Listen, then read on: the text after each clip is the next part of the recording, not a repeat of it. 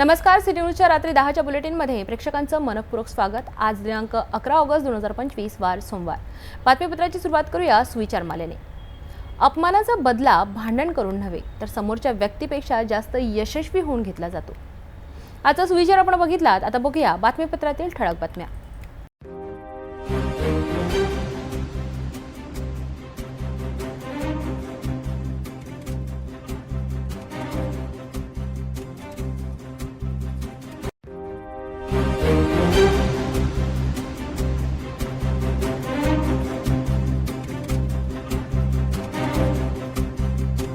ठळक बातम्या आपण बघितल्यात। आता घेऊया छोटासा ब्रेक।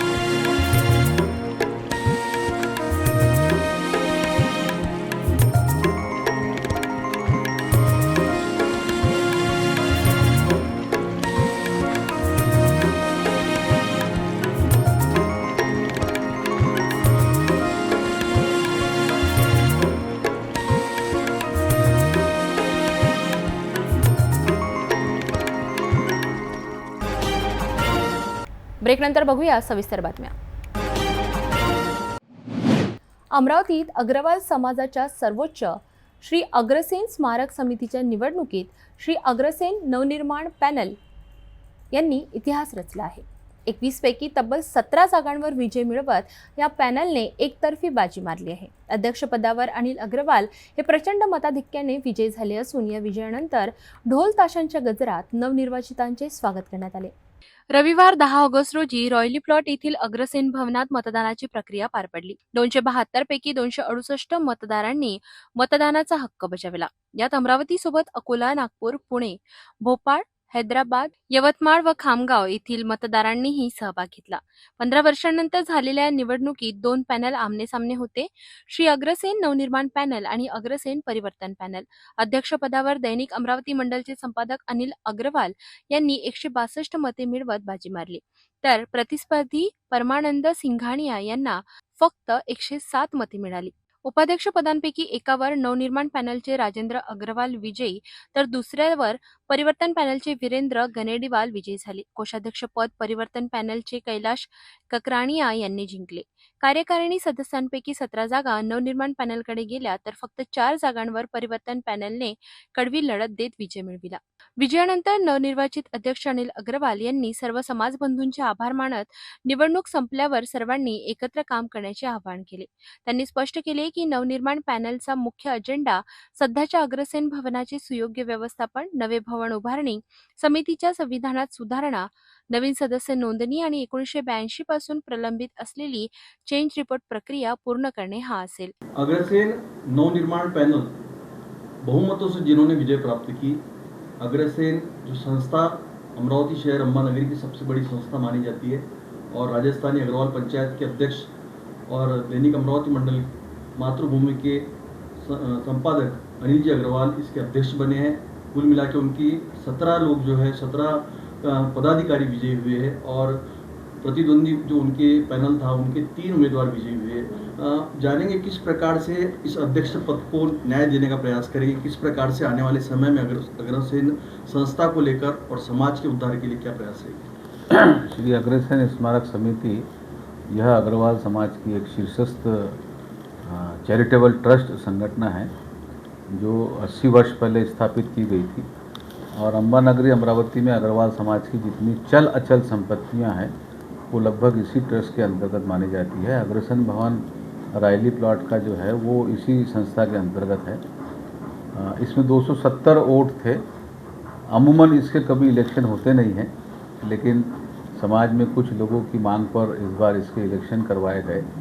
2 पैनल चुनाव लड़ रहे थे, श्री अग्रसेन नवनिर्माण पैनल जो हमारा था और दूसरा पैनल एक परिवर्तन पैनल के नाम से डाला गया था।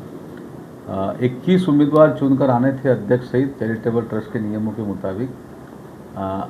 अग्रसेन नवनिर्माण पैनल के 17 उम्मीदवार चुनाव जीते हैं अध्यक्ष सहित और प्रतिद्वंदी पैनल के 4 उम्मीदवार चुनाव जीते हैं। और ये बताते हुए भी बड़ी खुशी होती है कि समाज ने एक तरफा, जिसे हम कह सकते हैं कि एक तरफा उसके अंदर में हमें बहुमत दिया।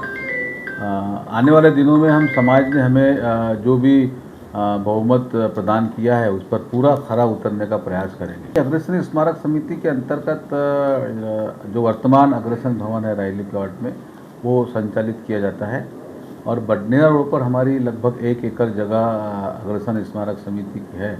उस पर नए भवन का निर्माण ये इस बार का मुख्य चुनावी मुद्दा था और नए भवन का निर्माण करने के लिए हम खुद संकल्प है। ये जो कार्यकारिणी विजयी होकर आई है, यह अधिकतम 2 वर्ष में इस नए भवन का निर्माण प्रारंभ कर देगी। ये हमने हमारे समाज से भी वादा किया है और आपके माध्यम से भी मैं ये संकल्प लेता हूँ कि 2 वर्ष के भीतर हम यहाँ नए अग्रसेन भवन का निर्माण प्रारंभ कर देंगे।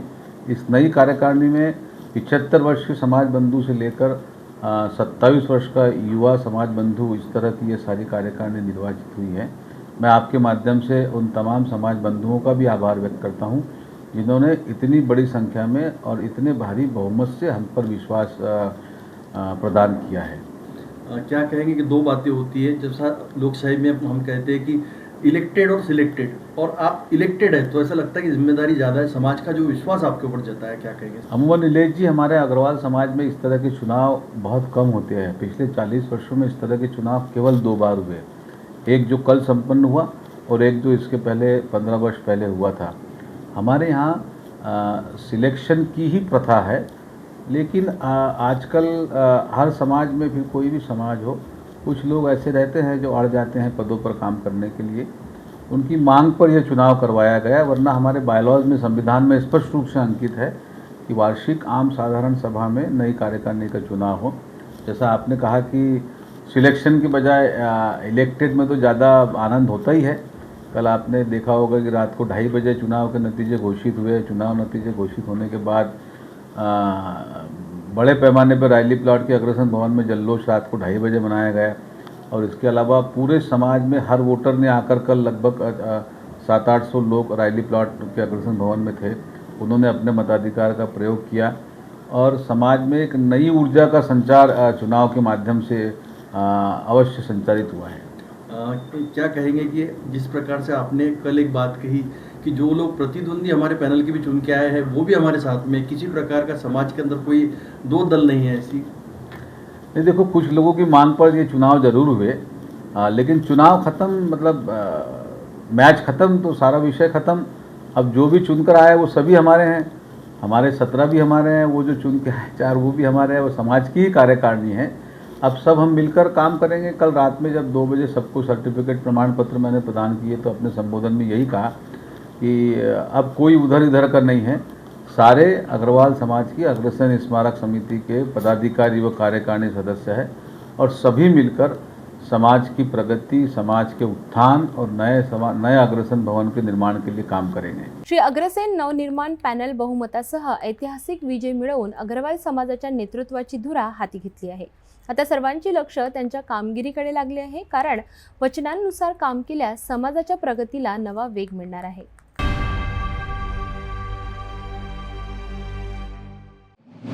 लवकरच सणासुदीचा काळ सुरू होत आहे आणि या निमित्ताने स्वतःला आणि आपल्या घराला सजवण्यासाठी एक अनोखी संधी चालून आली आहे।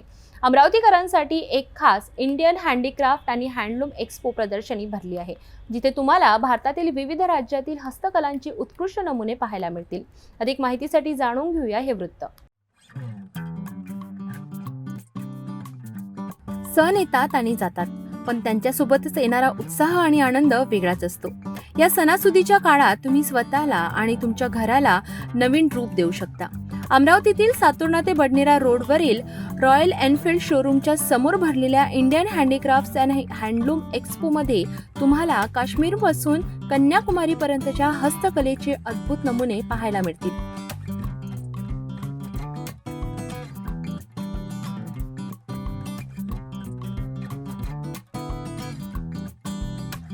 इथे तुम्हाला दैनंदिन जीवनात वापरल्या जाणाऱ्या अनेक वस्तू मिळतील, ज्या हस्तकलेने बनवल्या आहेत। तुमच्या घराला एक खास टच देण्यासाठी सुंदर शोपीस, सोफा, खुर्च्या आणि इतर सजावटीच्या वस्तूंचा मोठा संग्रह इथे उपलब्ध आहे।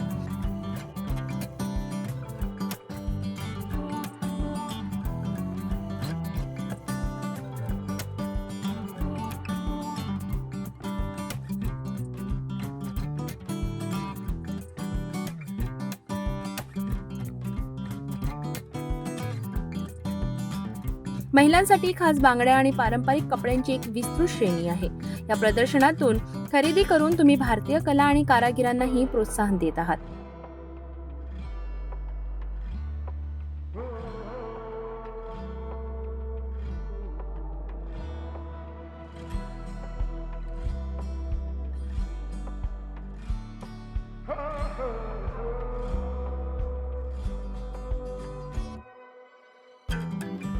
चला तर या सुवर्ण संधीचा लाभ घ्या आणि इंडियन हँडीक्राफ्ट अँड हँडलूम एक्स्पोला नक्की भेट द्या. तर आपण पाहिलं ना, या प्रदर्शनात किती सुंदर आणि वैविध्यपूर्ण वस्तू आहेत. मला खात्री आहे की तुम्ही या एक्स्पोला भेट देऊन निराश होणार नाही. तुमच्या घराला आणि तुम्हाला एक नवीन ओळख देण्याची ही संधी सोडू नका. हा एक्स्पो सर्वांसाठी खुला आहे, तरी सर्व अमरावतीकरांनी या एक्स्पोला एकदा नक्की भेट द्यावी.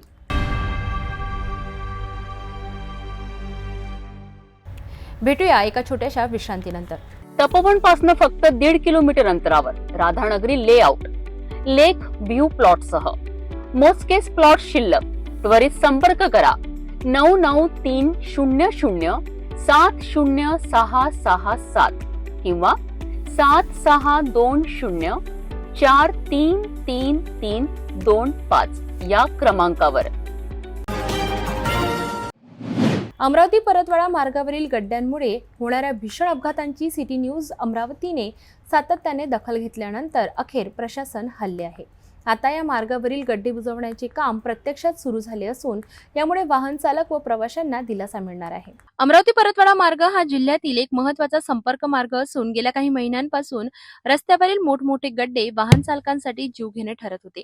या गड्ड्यांमुळे आतापर्यंत कित्येक अपघात झाले, ज्यात अनेक जण गंभीर जखमी झाले, तर काहींना आपला जीव गमवावा लागला. सिटी न्यूजने ही गंभीर बाब वारंवार प्रकाशझोतात आणत प्रशासनाचे लक्ष वेधले. या बातमीचा परिणाम म्हणून सार्वजनिक बांधकाम विभाग अमरावतीने खड्डे बुजवण्याचे काम हाती घेतले आहे. सध्या रस्त्यावरील सर्वाधिक धोकादायक भागांपासून सुरुवात करण्यात आली असून काम जलद गतीने सुरू आहे. स्थानिक नागरिक आणि वाहन चालकांनी सिटी न्यूजचे आभार मानले. त्यांचे म्हणणे आहे की वेळेवर हे काम झाले नसते तर आणखी बळी गेले असते. आता गुळगुळीत रस्ता तयार झाल्यास वाहतुकीची गती आणि सुरक्षितता दोन्ही वाढली. सिटी न्यूजच्या सततच्या पाठपुराव्यानंतर मिळालेला हा दिलासा नागरिकांच्या सुरक्षेसाठी महत्त्वाचा टप्पा आहे. रस्त्याची गुणवत्ता टिकवून ठेवणे आणि वेळोवेळी दुरुस्ती करणे हे प्रशासनाचे कर्तव्य आहे.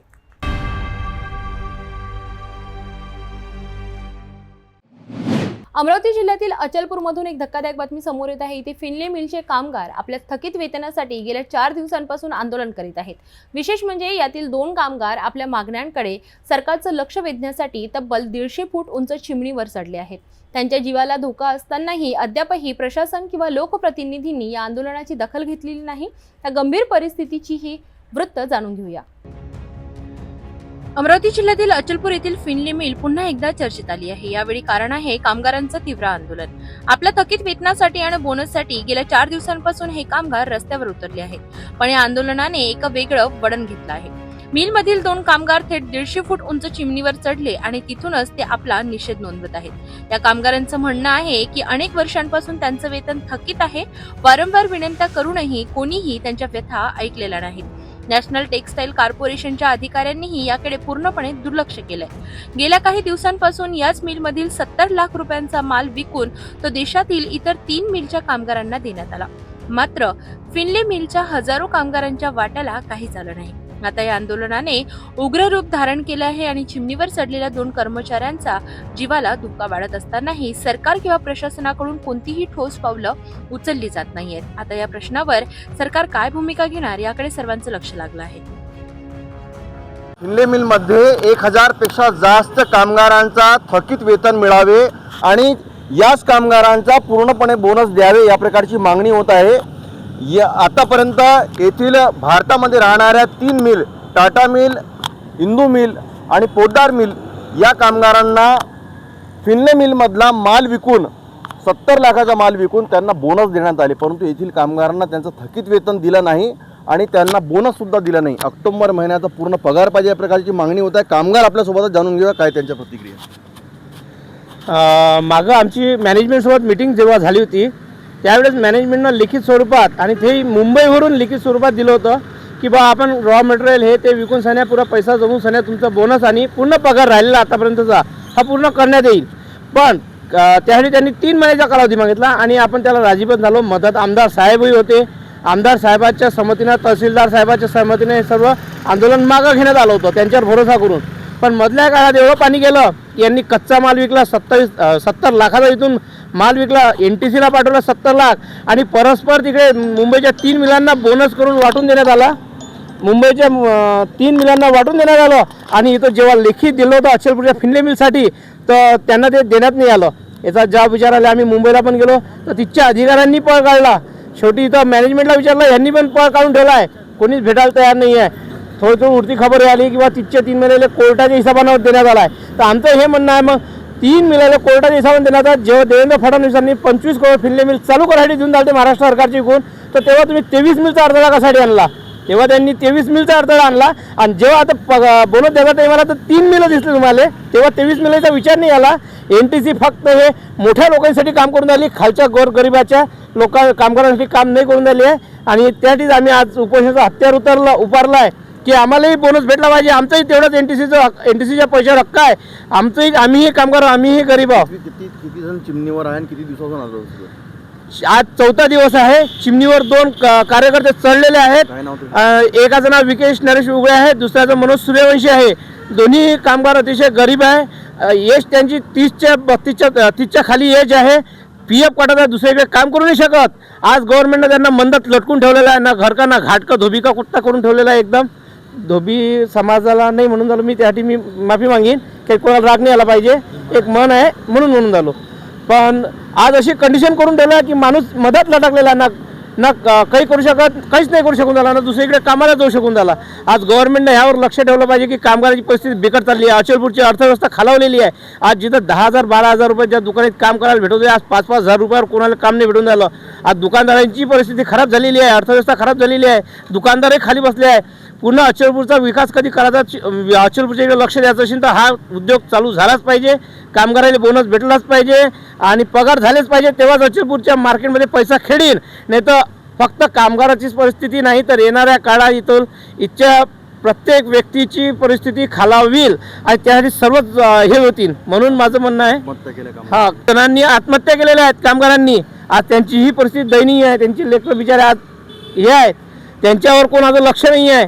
पुरं आज महाराष्ट्र सरकारनं तर आहेच आहे, पण भारत सरकारनं पुरं आमदार खासदार सर्वांनी याकडे लक्ष देऊन याच्यात जास्तीत जास्त मदत करून सर आज गव्हर्नमेंटच्या लक्षात आणून दिलं पाहिजे की NTCमध्ये 10,000 कामगार आहेत.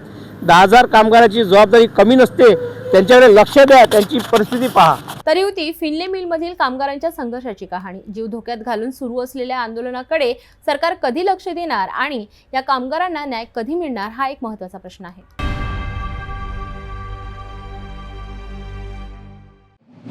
अमरावती जिल्ह्यातील तिवसा तालुक्यातून एक महत्त्वाची बातमी समोर येत आहे.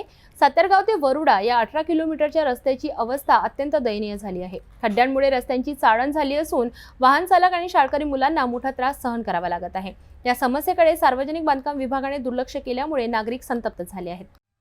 अमरावती जिल्ह्यातील तिवसा तालुक्यातील सातरगाव ते वरुडा दापोरी करजगाव जावरा फतेपूर या 18 किलोमीटरच्या महत्त्वाच्या रस्त्यावर मोठे खड्डे पडले आहेत.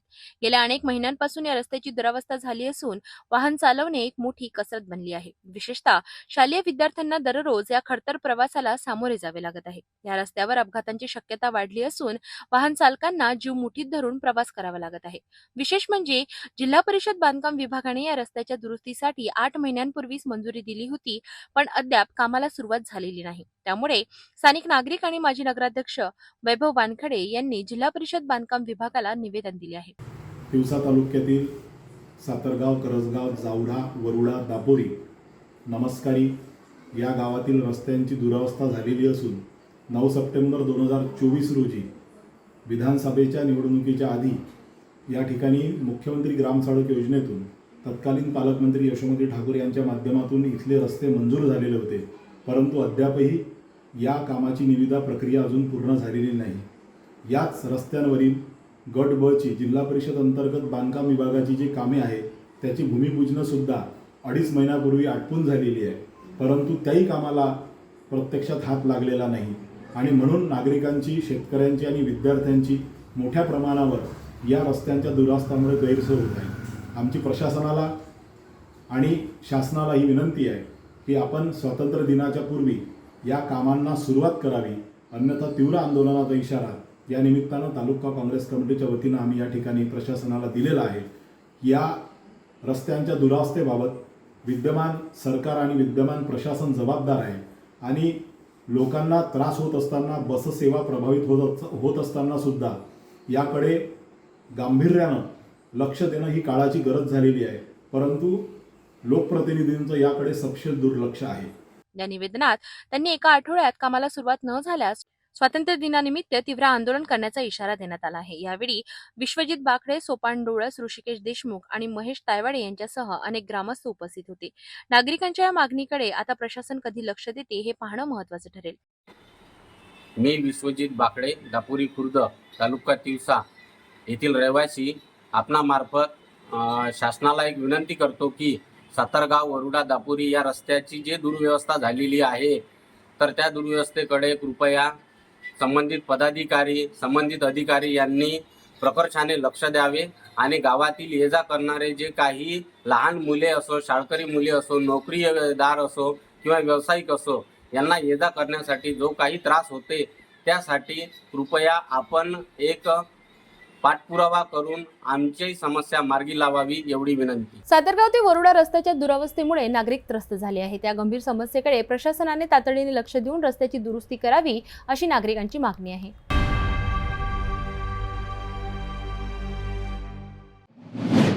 नागपूर जबलपूर राष्ट्रीय महामार्गावरील एका हृदयद्रावक घटनेने संपूर्ण महाराष्ट्राला हादरून सोडलं आहे. एका पतीने आपल्या मृत पत्नीचा देह मदतीविना चक्क बाईकवर बांधून नेला. माणुसकीला काळिंबा फासणाऱ्या या घटनेवर एक नजर टाकूया. नागपूर जिल्ह्याच्या रामटेक तालुक्यातील देवलापार जवळच्या मोरफाटा इथं धक्कादायक घटना घडली. रक्षाबंधन सणासाठी निघालेला अमित आणि ग्यारसी यादव या पती पत्नीच्या दुचाकीला मागून येणाऱ्या भरधाव ट्रकने जोरदार धडक दिली. या अपघातात ग्यारसी यांचा जागीच मृत्यू झाला. पावसाच्या सरी कोसळत होत्या आणि महामार्गावर वाहनांची वर्दळ सुरू होती. आपल्या डोळ्यासमोर पत्नीचा मृतदेह पाहून अमितच्या पायाखालची जमीन सरकली.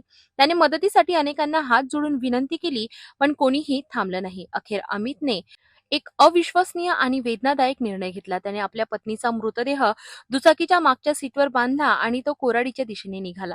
माणुसकी मेली की काय असा प्रश्न विचारणारी ही घटना महामार्गावर पोलिसांनी पाहिली. त्यांनी लगेच अमितचा पाठलाग केला आणि त्याला अडवून मृतदेह ताब्यात घेतला. पोलिसांनी ग्यारसी यांचा मृतदेह उत्तरीय तपासणीसाठी नागपूरच्या मेयो रुग्णालयात पाठविला.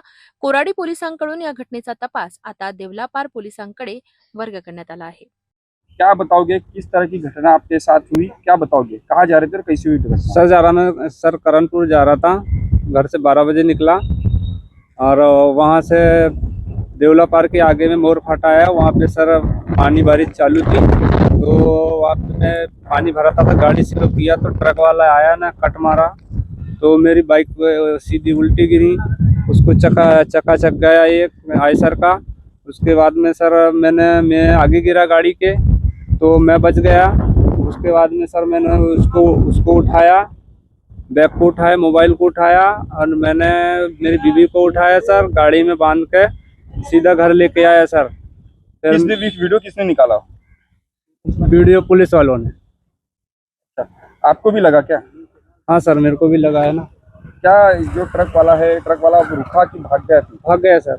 आप जब वहाँ रुके थे आपने फिर लोगों को बुलाया वहाँ पे, क्या नहीं सर मैंने किसी को नहीं बुलाया सर. मेरे को कुछ समझ में नहीं आ रहा था सर, तो मैं सीधा घर लेके आया उसको बांध के. अमित यादववर ओढवलेली ही परिस्थिती खरंच मन सुन्न करणारी आहे. एका अपघाताने होत्याचं नव्हतं झालं आणि मदतीच्या अपेक्षेने पाहिलेल्या प्रत्येक चेहऱ्याने त्याला निराशेच्या खाईत ढकललं. ही घटना पुन्हा एकदा समाजाला प्रश्न विचारते की माणुसकी खरंच हरवली आहे का?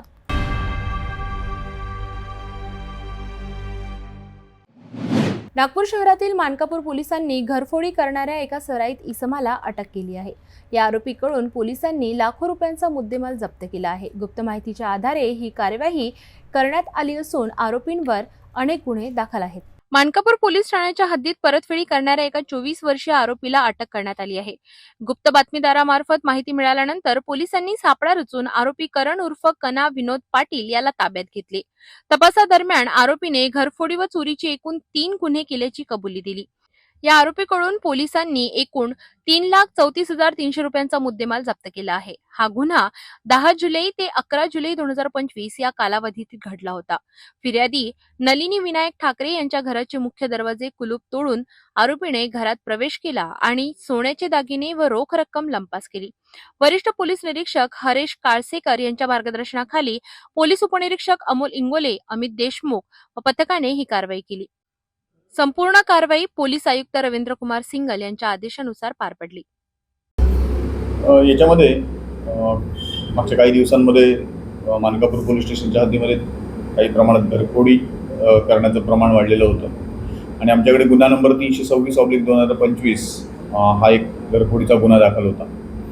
याच्यामध्ये जे आमचे DB पथक आहेत, DB पथकानं वरिष्ठांच्या मार्गदर्शनाखाली याचा तांत्रिक तपास चालू केलेला होता आणि तांत्रिक तपास आणि काही गोपनीय माहिती याच्या आधारावर एक सुरुवातीला आम्ही आरोपी याच्यामध्ये अरेस्ट केलेला आहे.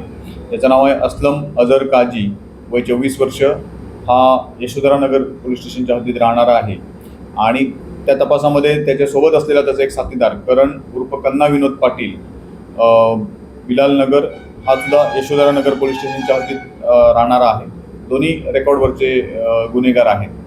2 आरोपी अटक केल्यानंतर याच्यामध्ये मानकापूर पोलीस स्टेशनच्या हद्दीतून एक जी घरफोडी झालेली होती, त्या घरफोडीमध्ये एक दुचाकी गाडी देखील चोरीला गेलेली होती, कावासाकी गाडी, ज्याच्यामध्ये त्या घरातली चावी घेऊन ती कावासाकी गाडी चोरीला होती.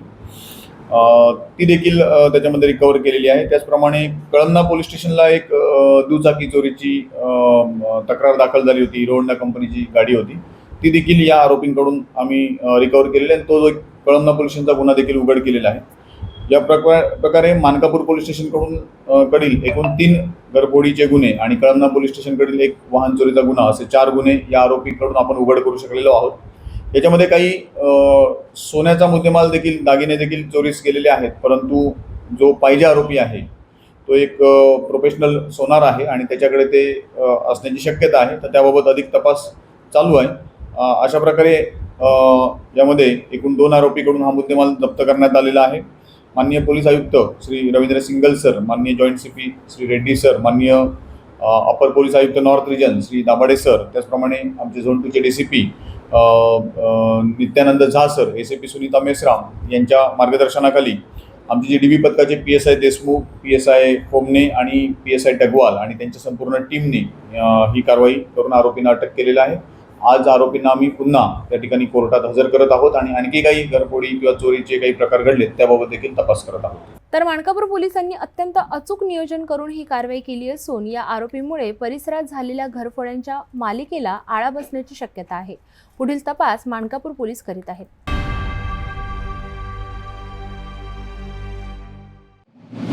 नागपूरच्या नंदनवन पोलीस ठाण्याने युनिट क्रमांक 4च्या पथकाने केलेल्या संयुक्त कारवाईत नंदनवन येथील जबरी चोरीच्या गुन्ह्यातील आरोपीला अटक करण्यात यश आले आहे.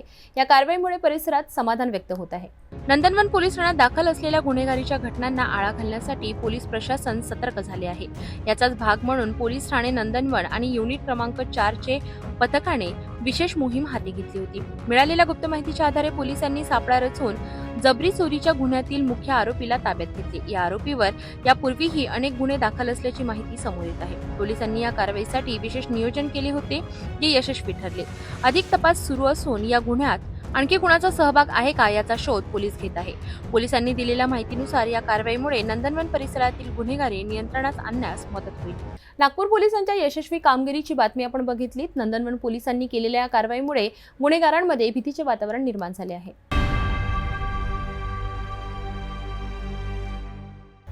भेटूया एका छोट्याशा विश्रांतीनंतर. शादी और ब्याह की शुरुआत आराधना साड़ी के साथ.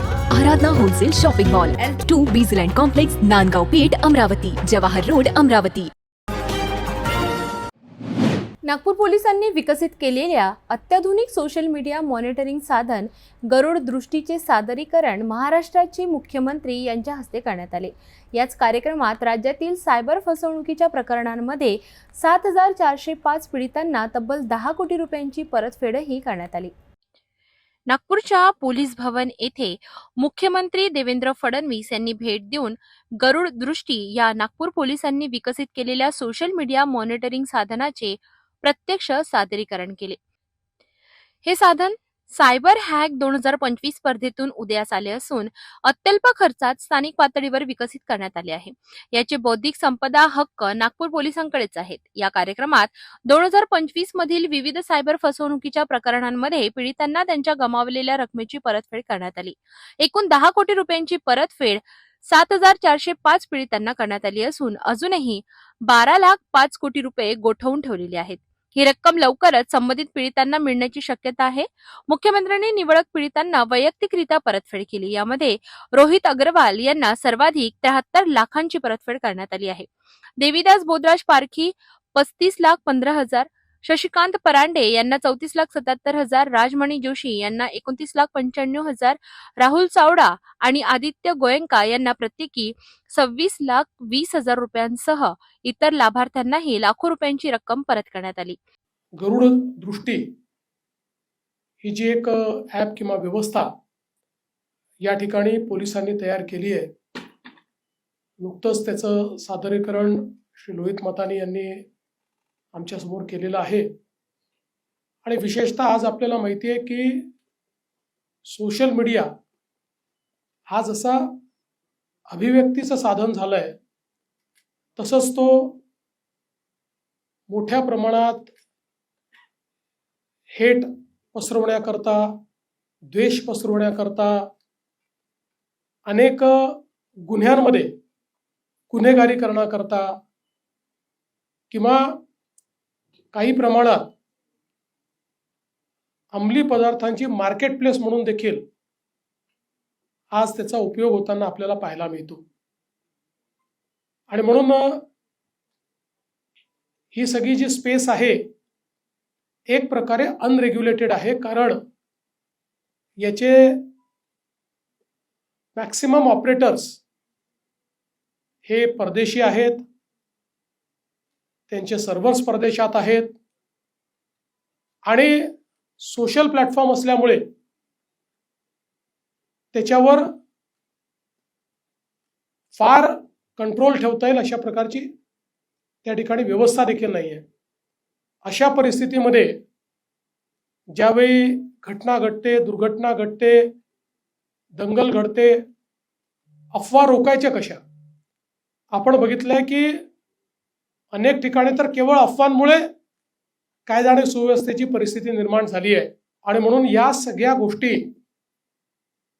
कंट्रोलमध्ये ठेवण्याकरता आणि अशा प्रकारे दुरुपयोग होत असेल तर तो दुरुपयोग सोशल मीडियातनं नेमका हुडकून काढून संबंधितांवर कारवाई कशी करता येईल याकरता गरुड दृष्टी एक अतिशय चांगलं टूल नागपूर पोलिसांनी तयार केलेलं आहे, ज्यातनं या टूलचा उपयोग करत मागच्या काळामध्ये अनेक भारत विरोधी पोस्ट असतील, हेट फैलवणाऱ्या पोस्ट असतील, जातीय तणाव निर्माण करणाऱ्या पोस्ट असतील किंवा अंमली पदार्थांच्या विक्रीच्या संदर्भातल्या चर्चा असतील, चॅटर्स असतील, अशा सगळ्या गोष्टी पकडण्याचं काम हे पोलिसांनी केलेलं आहे.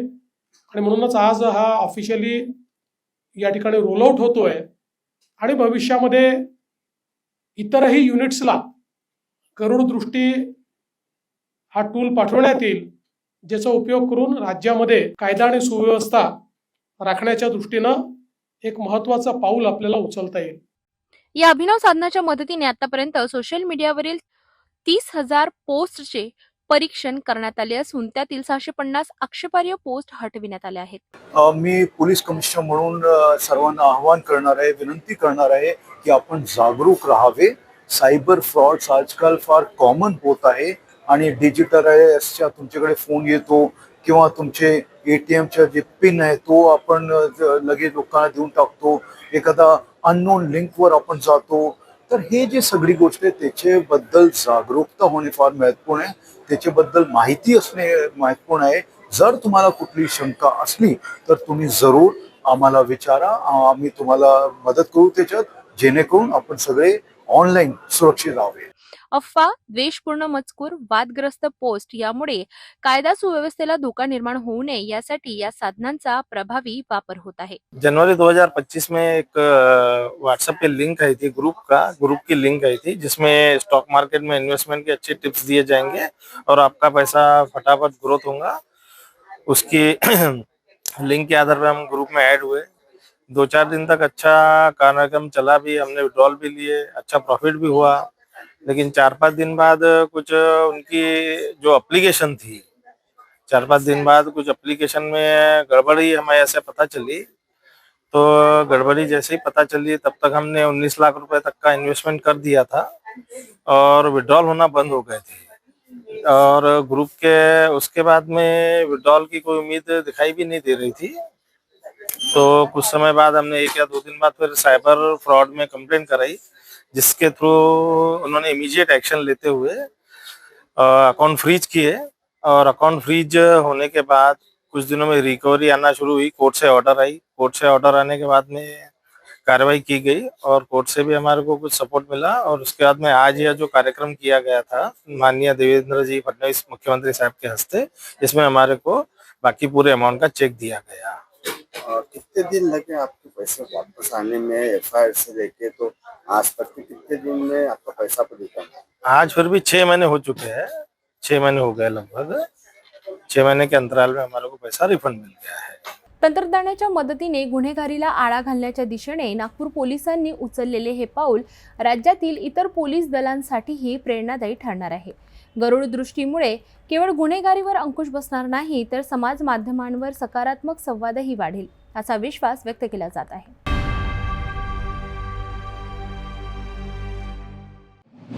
रामटेक तालुक्यातील एका दुर्दैवी घटनेने हळहळ व्यक्त होत आहे. किरणापूर गावातील एका 18 वर्षीय तरुणाचा कालव्यात बुडून मृत्यू झाल्याची ही धक्कादायक घटना. या घटनेला 24 तास उलटूनही अद्याप या मृतकाचा मृतदेह सापडलेला नाही. पोलीस आणि स्थानिक प्रशासन त्याचा शोध घेत आहेत. ही घटना नक्की काय आहे जाणून घेऊया. नागपूर जिल्ह्यातील रामटेक तालुक्यातून एक मन हेलावणारी घटना समोर आली आहे. किरणापूर गावातील रहिवासी 18 वर्षीय ऋतिक वासुदेव गजाम आपल्या मित्रांसोबत गावाजवळच्या कालव्यात आंघोळीसाठी गेला होता. प्रत्यक्षदर्शी मित्राने दिलेल्या माहितीनुसार ऋत्विक आणि त्याचा मित्र कालव्याजवळ पोहोचले. ऋत्विकचा मित्र नाश्ता घेण्यासाठी जवळच्या दुकानात गेला. त्याचवेळी ऋत्विकने कपडे काढून कालव्यात उडी मारली. काही वेळाने मित्र परत आला तेव्हा त्याला ऋत्विकचे कपडे किनाऱ्यावर दिसले, पण ऋत्विक मात्र तिथे नव्हता. मित्राने तात्काळ आरडाओरडा केली आणि स्थानिक गावकऱ्यांना या घटनेची माहिती दिली. नंतर तातडीने रामटेक पोलिसांना या घटनेची माहिती देण्यात आली. पोलिसांनी घटनास्थळी पोहोचून शोधकार्य सुरू केले, मात्र पाण्याचा प्रवाह जास्त असल्याने आणि रात्रीच्या अंधारामुळे शोधकार्यात अडचणी आल्या. घटनेला 24 तासांपेक्षा जास्त वेळ उलटूनही अद्याप ऋत्विकचा मृतदेह सापडला नाही. पोलीस दल आणि स्थानिक बचाव पथके युद्ध पातळीवर त्याचा शोध घेत आहेत. या दुर्दैवी घटनेमुळे संपूर्ण किरणापूर गावावर शोककळा पसरली आहे. ऋत्विकच्या कुटुंबियांना मोठा धक्का बसला असून त्याचा आक्रोश मन हेलावून टाकणारा आहे. तर ही होती रामटेक तालुक्यातून आलेली दुर्दैवी घटना. पोलीस आणि बचाव पथक सध्या मृतदेहाचा शोध घेत आहेत आणि लवकरात लवकर तो सापडावा अशी आशा व्यक्त केली जात आहे.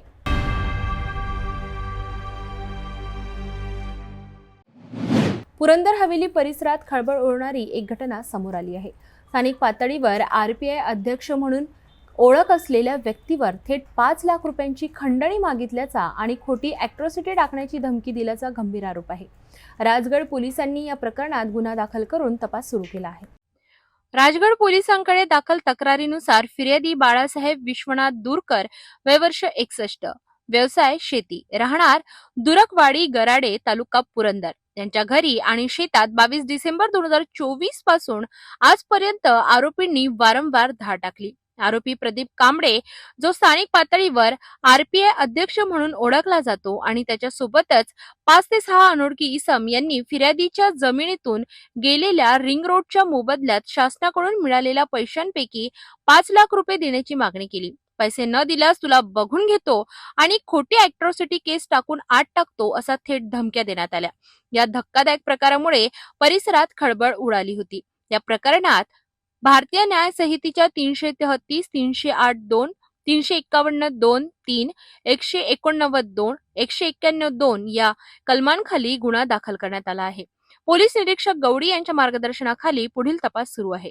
स्थानिक राजकारणाशी आरोपींचा संबंध असल्याने हा तपास आणखी गाजणार अशी चर्चा रंगली आहे. खोटी ॲट्रॉसिटी टाकून खंडणी वसूल करण्याच्या या कथित प्रकरणाने पुन्हा एकदा स्थानिक राजकारणात आणि गुन्हेगारीला संगणमताचा मुद्दा चर्चेत आला आहे. कर्जामुळे तर गेले पप्पा.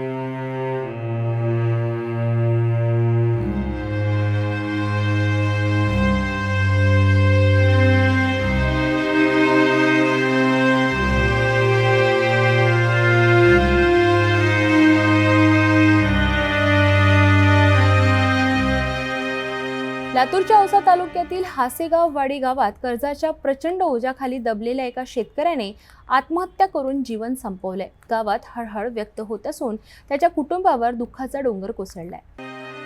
हासेगाव वाडीचे रहिवासी अभिमन्यू साठे हे अल्पभूधारक शेतकरी. सारोळा शिवारातील मुरमाड कोरडवाहू जमिनीत शेती करून ते कुटुंब चालवतात. जमिनीची उत्पादकता कमी, शेतीचा खर्च मात्र प्रचंड. अशा परिस्थितीत कुटुंब चालवणे आणि लेकरांच्या शिक्षणाची जबाबदारी सांभाळण्यासाठी त्यांनी बँकेचे कर्ज, फायनान्सचे कर्ज, हात उसने व सावकारी अशी अनेक कर्ज घेतली. कुटुंबाची अडचण इतकी वाढली की पत्नीने कर्ज फेडण्यासाठी आपलं मंगळसूत्रही विकलं. तरीही कर्जाचा डोंगर कमी झाला नाही. अभिमन्यू यांच्या एका मुलीचे शिक्षण लातूर शहरातील लाहोटी पॉलिटेक्निक कॉलेजमध्ये सुरू आहे.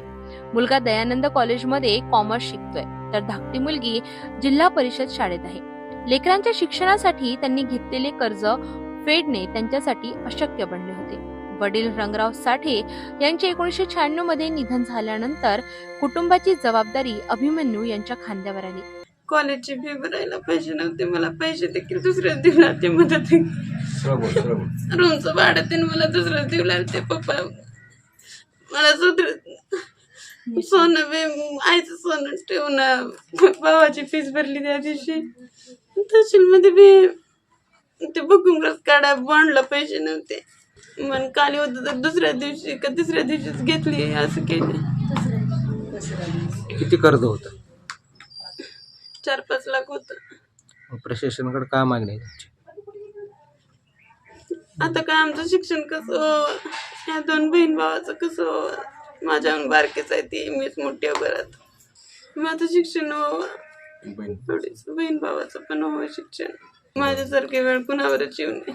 लय वाईट दिवस आला आमच्यावर. कर्ज माफ हवं का? हो, कर्जामुळे तर गेलेत पप्पा. दुसऱ्यांच्या शेतात मजुरी करून रोजंदारी करत त्यांनी कुटुंब चालवलं. पण गेल्या काही वर्षात कर्ज आणि खर्च यांचा ताळमेळ न जुळल्याने मानसिक ताण वाढला आणि शेवटी स्वतःच्या घरात गळफास घेऊन त्यांनी जीवन संपवलं. कर्ज होतं, थोडं घरगुती बी कर्ज होतं. मुलाच्या शिक्षणाचा खर्च झापत नव्हता. 2 मुली लातूरला शिक्षणासाठी होती. मुलगी इंजिनिअरिंगला, मुलगा कॉमर्सला लातूरलाच घेतलं. सगळ्या गोष्टी वैतागून गुरुवारी औषधाला गेले होते कागद काढायसाठी लेकरावाचे. तिथं थोडे पैसे लागले, पुन्हा पैसे नाहीत म्हणून घरी आले. घरी आल्यावर बी रात्री कुणाला काही नाही बोलले, काही म्हणजे आपल्याकडूनच आले की झोपलेच. संध्याकाळी काही म्हणली नाही. तर पुन्हा सकाळी आम्ही उठून दररोजच्या आम्ही शेताला गेलो, मुलं शाळेला गेले, आम्ही लोकांच्यात मजुरीला गेलो होतो. तिला कुणाला काय वाटलं काय नाही तसं त्यांनी त्यांचा शेवटचा चुकीचा निर्णय घेतला. माझी प्रशासनाला एवढीच कळकळीची विनंती की जी आमच्यावर दिवस आलाय की आता पुन्हावरच येऊन असं मला वाटतं. साठे यांच्या पश्चात आई मुद्रिकाबाई, पत्नी सुनीता, 2 मुली आणि 1 मुलगा असा परिवार आहे. या कुटुंबाला पुढे आर्थिक मदत मिळेल का? विशेषतः औशाचे आमदार अभिमन्यू पवार यांच्याकडून काही मदत जाहीर होईल का, याकडे गावकऱ्यांचे लक्ष लागले आहे. भागवत कडप्पा जाधव हाशेगाववाडीची आम्ही. ह्या अभिमन्यू परिस्थितीसाठी त्यांची वडील बारक्यापणीच वारले.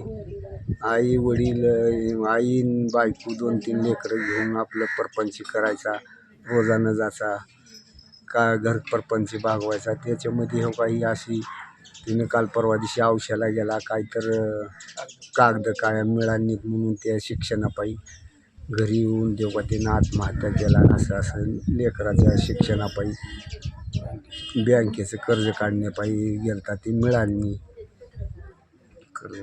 कर्ज आहे. आणि कर्ज काही आहे, बाकीचं गावडाली कर्ज काही आहे, काही बँकेचं काढलेलं आहे. गरीब आहे त्या आधी, त्याच्यामुळं त्यांनी आत्महत्या करून वारला त्या मुलीच्या शिक्षणापायी. शेतीतील अनिश्चितता, उत्पन्न, वाढते खर्च आणि कर्जाचा प्रचंड ताण ही शेतकरी आत्महत्यांची पुनरावृत्ती थांबवण्यासाठी केवळ सहानुभूती नव्हे तर ठोस उपाययोजना आवश्यक आहे. अभिमन्यू साठे यांच्या मृत्यूने पुन्हा एकदा हा प्रश्न सर्वांच्या समोर उभा केला आहे.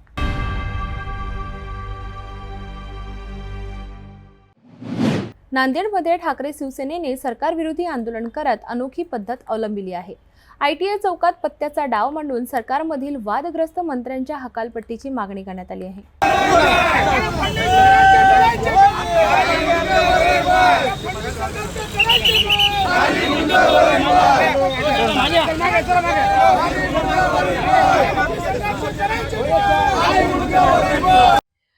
नांदेड शहरातील ITI चौकात ठाकरे शिवसेनेच्या कार्यकर्त्यांनी सरकार विरोधी घोषणाबाजी करत एक आगळावेगळा आंदोलनाचा मार्ग निवडला. पत्त्याचा डाव मांडून सध्याच्या सरकारमधील भ्रष्टाचार आणि वादग्रस्त वक्तव्य करणाऱ्या मंत्र्यांचा निषेध व्यक्त करण्यात आला.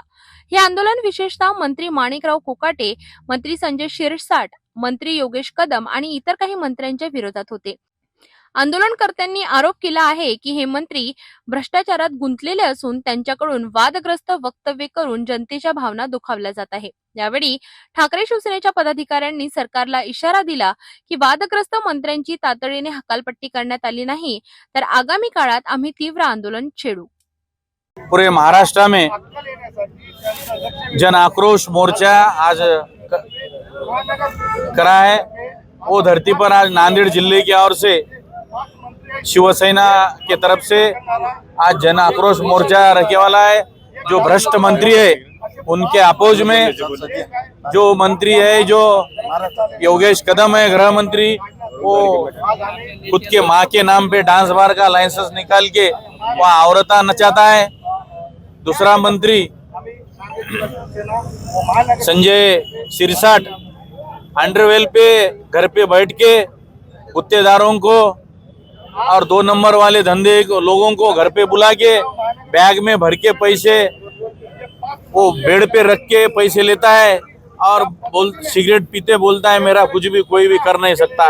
ऐसे भ्रष्ट और दादागिरी करने वाले मंत्री, उनका राजीनामा लेने के वास्ते आज हम मांगनी किए और ये मांगनी मान्य नहीं करी तो और उग्र आंदोलन करने वाले ऐसा मैं जाहीर करता हूँ. नांदेडमधील ठाकरे शिवसेनेचे हे प्रतिकात्मक आंदोलन सध्या चर्चेत आहे. पत्त्याचा डाव मांडून सरकार विरोधी संदेश देण्याची ही अनोखी पद्धत आगामी राजकीय वातावरणाला नवा रंग देऊ शकते.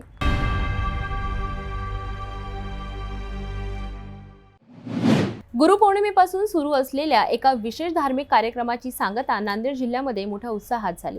नांदेडच्या मुदखेड तालुक्यातील बारडवाडी येथील महादेव मंदिरात महिनाभर चाललेल्या या अनुष्ठान कार्यक्रमाची सांगता एका भव्य पालखी मिरवणुकीने करण्यात आली.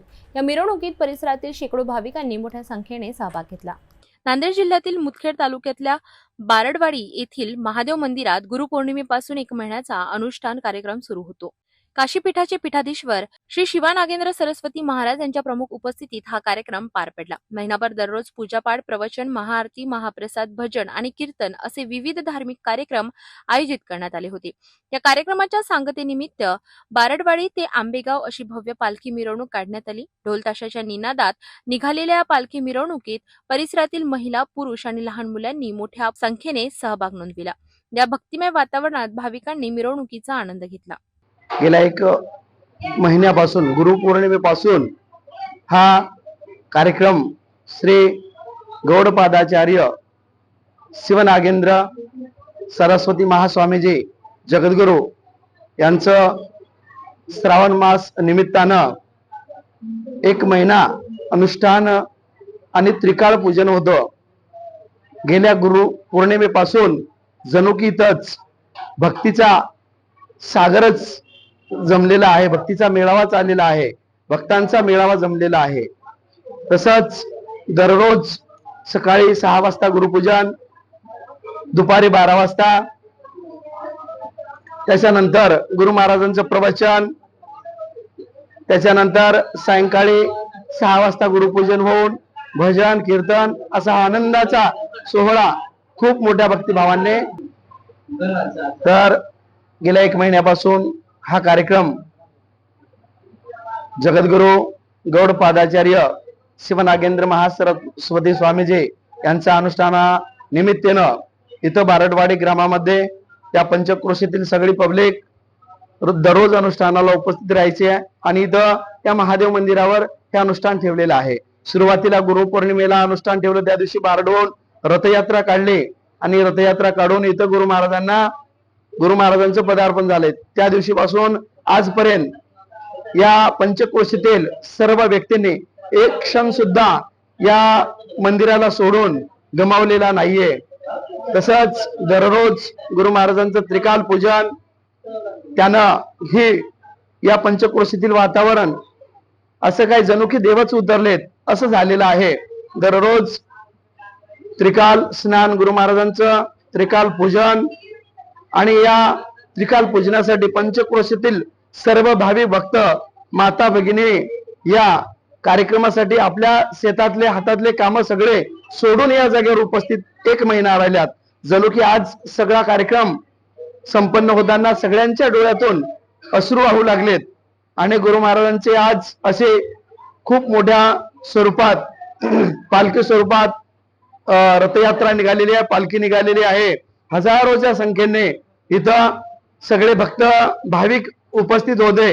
ढोल ताशाच्या गजरामध्ये सर्व पंचक्रोशीला काय तर गुरु महाराजांनी भेट देऊन या अनुष्ठानाची समाप्ती केलेली आहे. या भव्य पालखी मिरवणुकीने संपूर्ण परिसरात एक उत्साहाचे आणि भक्तिमय वातावरण निर्माण झाले होते. या अनुष्ठान कार्यक्रमामुळे स्थानिक लोकांना धार्मिक आणि आध्यात्मिक अनुभूती मिळाली.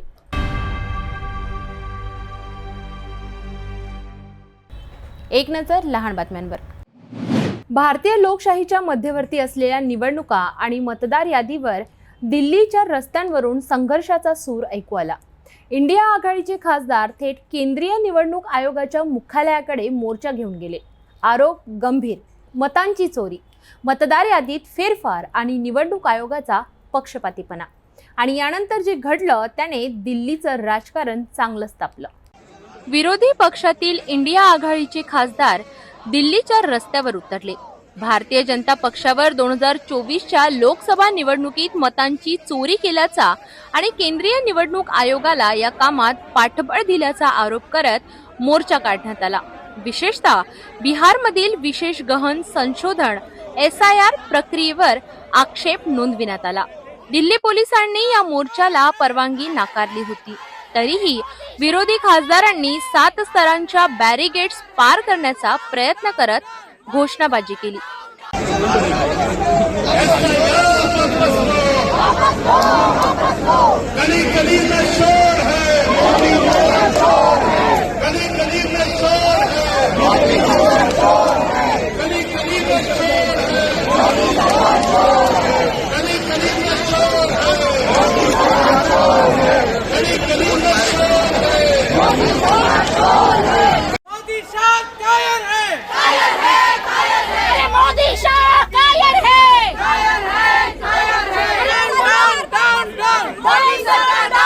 पोलिसांनी मोर्चा रोखताच राहुल गांधी, प्रियंका गांधी, संजय राऊत, सुप्रिया सुळे, सागरिका घोष यांच्यासह अनेक खासदारांना ताब्यात घेण्यात आलं.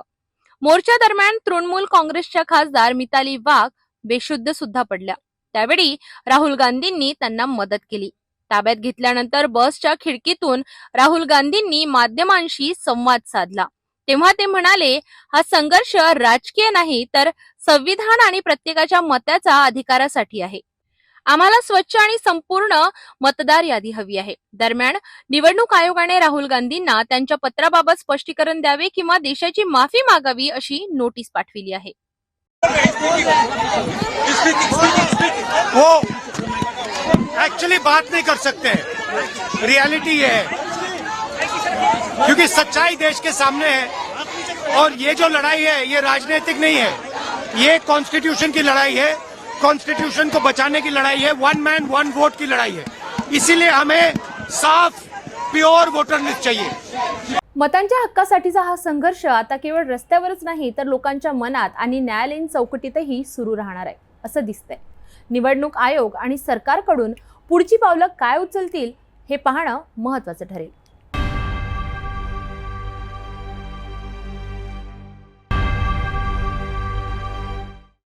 उत्तर प्रदेशमधील फतेहपूर शहरात एका मजारवर हल्ला झाला आहे. या संघटनाच्या सुमारे शेकडो कार्यकर्त्यांनी पोलिसांच्या बॅरिकेड्स तोडत मजार आणि मकबऱ्यावर तोडफोड केली आहे.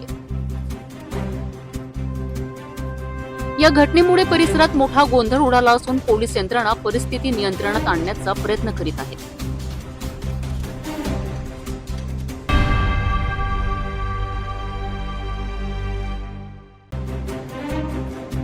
उत्तराखंडमध्ये 5 ऑगस्ट रोजी उत्तरकाशी जिल्ह्याच्या धराली व हर्षिल भागात अचानक ढग फुटून भयानक पूर आला होता. या पुरामुळे वाहतूक बंद पडली होती आणि मदत कार्यात अडथळे येत होते. या परिस्थितीत उत्तरकाशीला हर्षलशी जोडणारा पूल पुनर्निर्मित करण्यात आला आहे, ज्यामुळे मशिनरी आणि मदत सामग्रीची सोपी वाहतूक शक्य झाली आहे. गंगनाणी भागातून ड्रोनद्वारे या नव्या पुलाची व्हिडिओ घेतले गेले आहेत.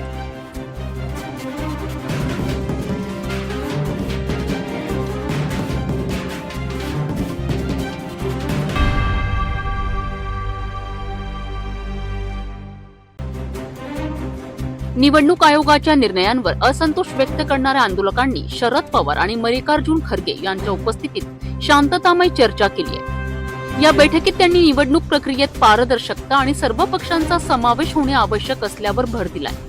नेत्यांनी सर्व पक्षांनी सहकार्य करून देशातील लोकशाही मजबूत करावी अशी अपेक्षा व्यक्त केली आहे.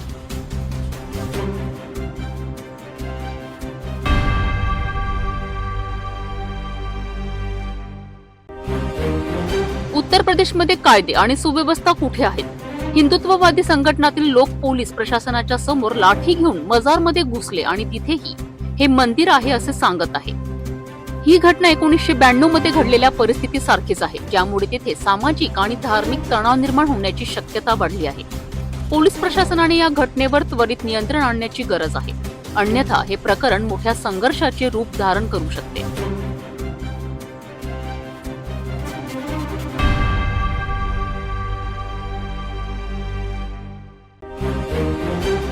एका क्षणाची चूक तर एखाद्या मासूमच्या आयुष्यात कायमस्वरूपी बदल घडू शकते. बालकांच्या सुरक्षेचा विषय नेहमीच गंभीर असून थोडीशी असावधानीही मोठ्या अपघाताचे कारण ठरू शकते. आपल्या प्रत्येकाच्या लक्षात ठेवायला हवं की एक नजर वेळोवेळी टाकल्याने अनेकांना वाचवता येऊ शकतं, परंतु एक चूक केल्यास मासूम बालकाचे आयुष्य धोक्यात येऊ शकते. समाज आणि पालकांनी एकत्रित येऊन बाल सुरक्षेची जबाबदारी घ्यायला हवी. बालकांच्या सुरक्षेसाठी आपण सर्वांनी जागरूक राहणं गरजेचं आहे.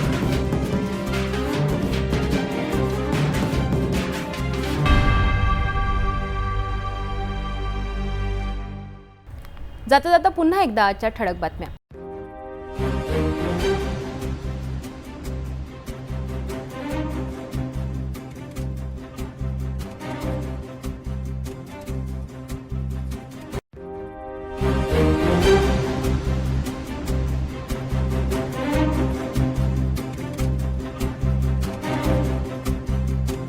आपण आता सिटी न्यूज चॅनल आपल्या टीव्हीवर सुद्धा बघू शकता. यामध्ये next channel number 117, Jio channel number 872, GTPL channel number 73, fast way channel number 256 वर बघू शकाल.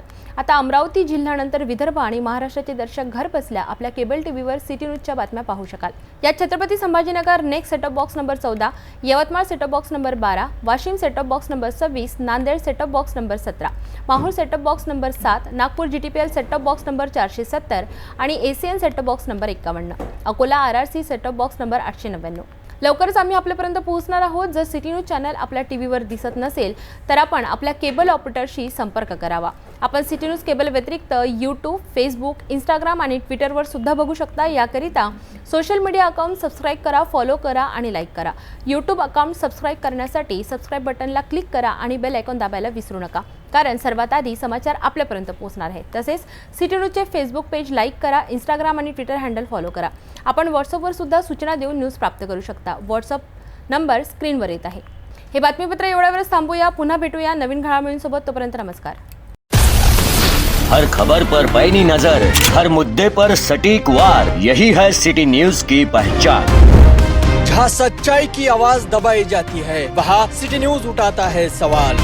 हर स्क्रीन पर, हर प्लेटफॉर्म पर हमारी मौजूदगी बोलती है.